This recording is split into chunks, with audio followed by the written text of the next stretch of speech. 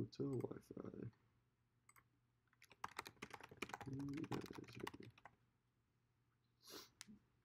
I think I might be back.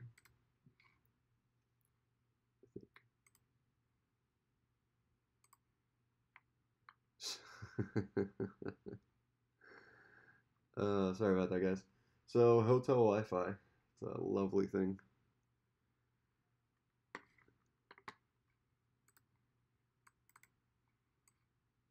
What was the last thing that what did you guys hear last?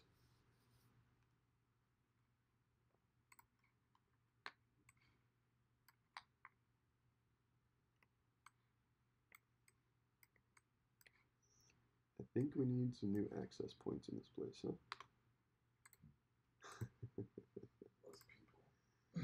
That too. You did not get the rest of gold. Okay, so let me run back to gold here real quick.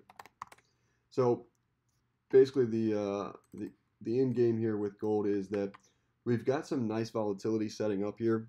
You know, we've got some 30-point moves to the upside, 25-point moves to the downside here,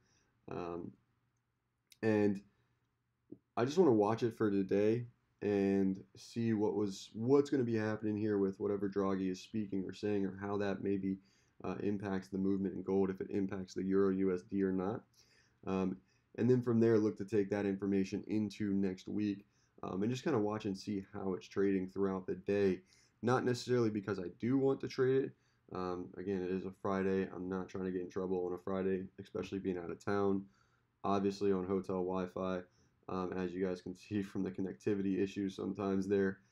So it's not something I want to get caught on the wrong side of here today with gold. But going to be keeping an eye on it because I do think it's setting up for some interesting opportunity kind of going into, you know, the rest of Q1 here, which, you know, is so far not disappointing in terms of volatility here for 2019.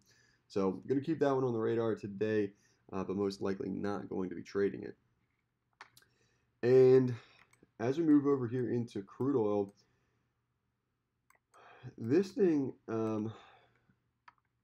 I mean, I don't like that it's moving higher personally. I mean, obviously that's going to impact, you know, prices at the gas at the pump and all that, but it's been in a really solid uptrend.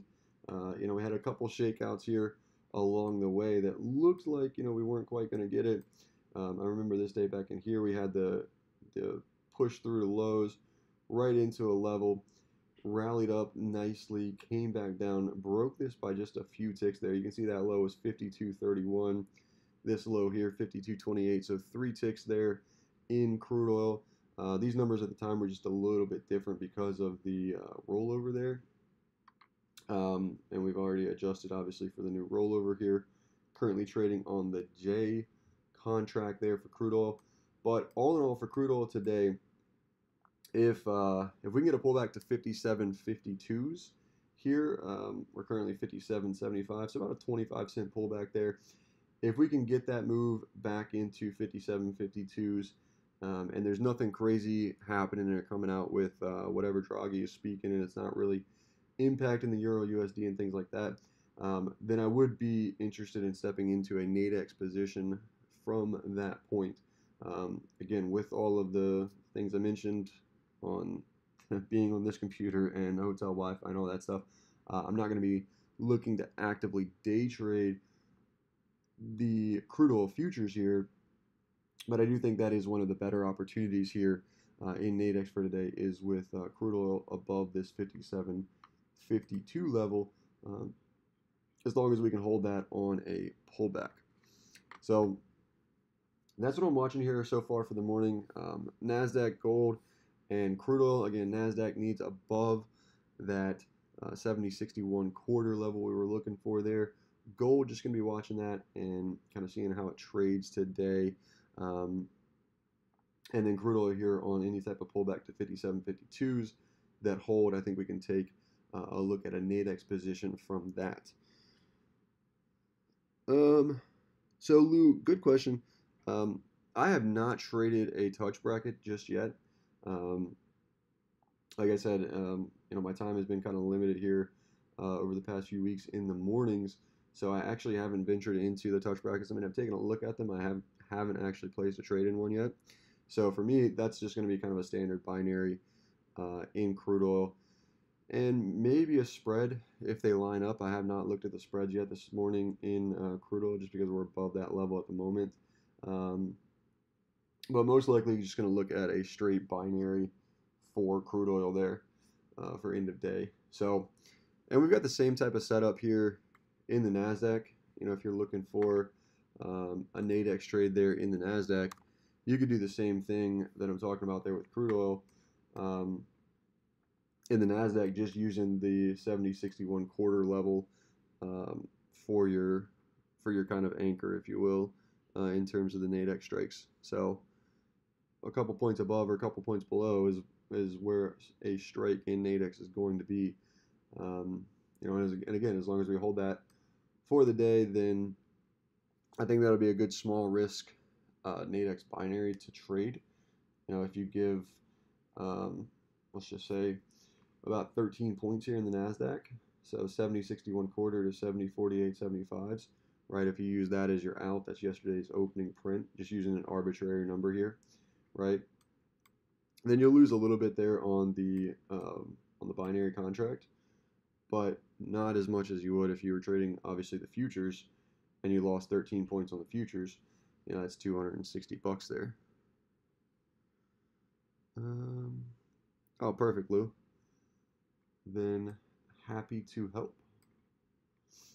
This bar right here on Wednesday was kind of wicked looking. That was a really interesting chain of events that kind of led into this bar right here, especially in the S&P. I guess it helps if I type the right symbol.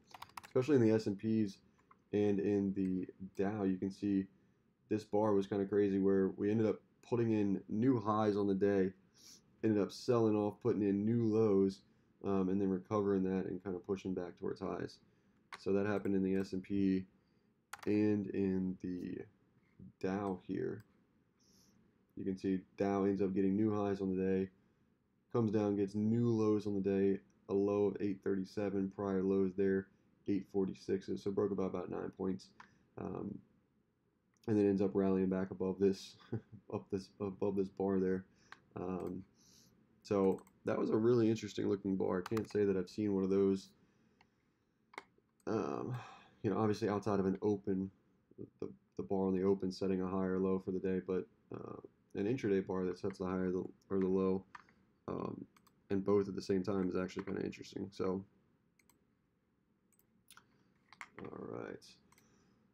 all right, guys. Well, if you have any questions, feel free to drop them in there.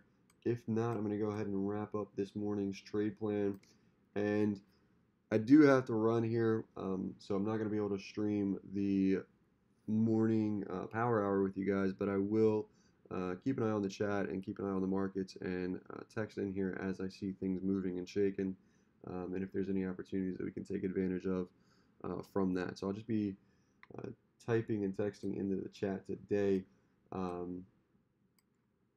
and not doing a morning power hour. Check.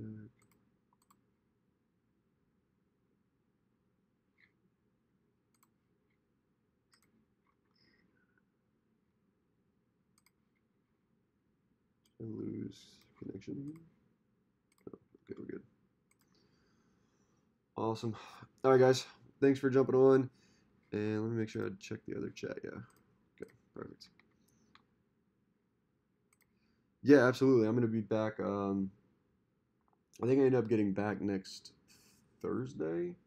So a couple more days there of travel and work to get done. But otherwise, once I'm back, you know, starting in March, I'll be back at the desk pretty much full time there. So clearing up the schedule and getting some things out of the way in order to be able to stream with you guys a lot more, and you know, and deliver some good content and value for you guys in terms of what's going on in the markets. And like I said, we've had a really great Q1 just in terms of setups and strategies that are working so far.